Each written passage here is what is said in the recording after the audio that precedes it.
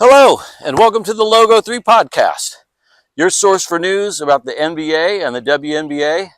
And I'm your host, Steve Klaus, native Hoosier, and I'll give you all the news without any of the media BS. So come along with me, and we'll see what the topics are for today. Welcome back, Logo 3 sports fans. Well, it's with a very heavy heart that we have to talk about Steph Curry and the Warriors. And I'll have to relay this little story of when I was watching the game the other night. So, game one against Minnesota in Minnesota. And in the first half, Steph Curry makes another great three-pointer. And I said to my sister, I said, I'm going to miss Steph Curry so much when he finally is not playing in the NBA because I have enjoyed watching him play for so many years. He's such an incredible player. He's my all-time favorite NBA player. I think he's the most valuable player to ever play the game of basketball. I honestly believe that. And I'll do a video and I'll show you why that is the case, but that's for another time. But I said that to my sister. I said, I'm going to miss him so much. And I'm not kidding. Within, I think, 10 seconds, he is grabbing the back of his left leg. And I knew instantly he blew his hamstring. And we all know how hard it is to come back from hamstring injuries. So, at that moment, I pretty much knew that there was no chance he was playing anymore in this round. And if they make it out of the second round, it'll, will he even be ready for the third round? Who knows? But I thought it was really interesting. He goes into the locker room and we don't see him again the rest of the game. And then I heard that when the team came in and Coach Kerr came in for, halftime, that when the team came in, Steph just started breaking down and crying. And I don't blame him. I mean, he loves the game so much, and he knew exactly what this injury was all about. And, what do you say? There's nothing to say. He just broke down. And what do the teammates say? What does Coach Kerr say? And Coach Kerr just went over to him and gave him a hug. I mean, that's so amazing. That's awesome. I mean, what else? There's nothing else you can say. And so the team went out and played their asses off in the second half and kept pretty much a 15 to 20 point lead the entire way. I think Minnesota gave it a good effort in the fourth quarter, and they almost came back, but the Warriors prevailed. They won by, I think, 11 or 12. And that was amazing. So we've got home court advantage, and we're going to need every advantage that we can get because everybody's got to step up now. We have to win this series without Steph in there. So Jimmy's got to be playoff Jimmy.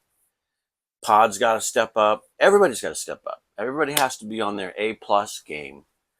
And I think we can do it. I really do. But it's going to be hard because Ant-Man and the Timberwolves are going to be out for blood, especially tonight after getting beat at home like that. So anyway, yeah, heavy heart right now for the Warriors and Steph Curry especially. So let's talk about the Pacers. Pacers are up 2-0 over Cleveland, and they did it in Cleveland. Oh my God, it was two unbelievable games. And how about in the second game, Tyrese Halliburton, ice water in his veins, and he hits that three, and then he does the, his thing, walking down the court with his huge huevos. And it's funny because he said he knew he was going to get fined, and he didn't care. And I don't blame him. Why not?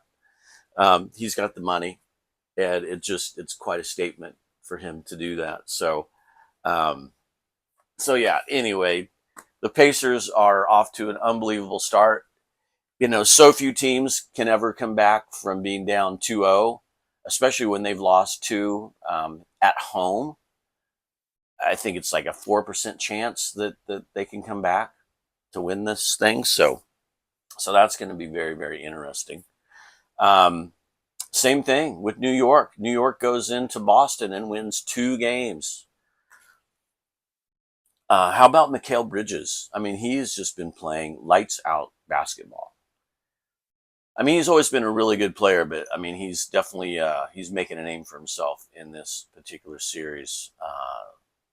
That block on Jason Tatum, so they don't even get a chance to win the game uh, the other night. I mean, that was incredible. Just savvy defensive play. Um, and how about the choke job that the Celtics did? Oh my God. You were up 20. I think you're up 20 at the beginning of the fourth quarter and you lose that game. Come on. I mean, wow. I mean, that goes down as maybe one of the top 5, top 10 choke jobs in the playoffs. So, um, and then the Nuggets, they win that first game against OKC in OKC, but you kind of saw it coming that, they ended up getting their ass handed to them in the second game. I think they lost by 20 or 30. So anyway, I fell asleep. I've been so tired working hard and watching a lot of late night basketball that I couldn't even make it through the Nuggets game last night, but I heard about it. So no surprise there. And it's going to be really interesting now that the series is going back to Denver. And the altitude always plays a role. And people say, oh, no, these guys are professional. It makes a difference. When you're a mile up, Denver has the advantage over any team that comes in there to play. So let's see, what else? Caitlin Clark. They have a game on Saturday.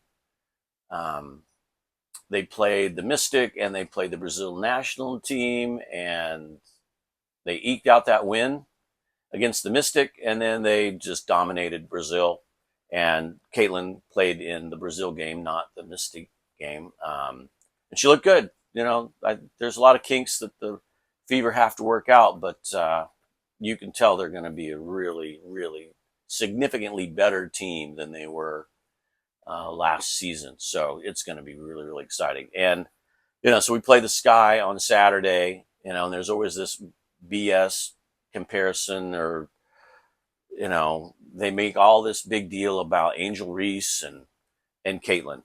Caitlin Clark is light years above any player in the WNBA, let alone what's her name. It was just so frustrating last season to watch the media try to, make this big deal between the two, and the Angel Reese was getting all these rebounds, and she was up for Rookie of the Year too. Oh yeah, right. She's getting half of her rebounds from the missed layups and shots around the rim. I mean, it was ridiculous. Not even going to go there. We all know Caitlin's the best that's ever played the game in the women's game. So, but still, it's going to be interesting to see. I hear, Chicago might be using Angel maybe a little differently this season, and if they're smart, they'll, use Cardoza as the main center, and then Reese will be maybe a power forward or something like that. Who knows? But I'm pretty sure by the end of this season, hopefully this hype about Angel Reese being in the same paragraph as Caitlin Clark will just finally be over and done. Yeah. So anyway, enjoy the games, and we'll see you next time.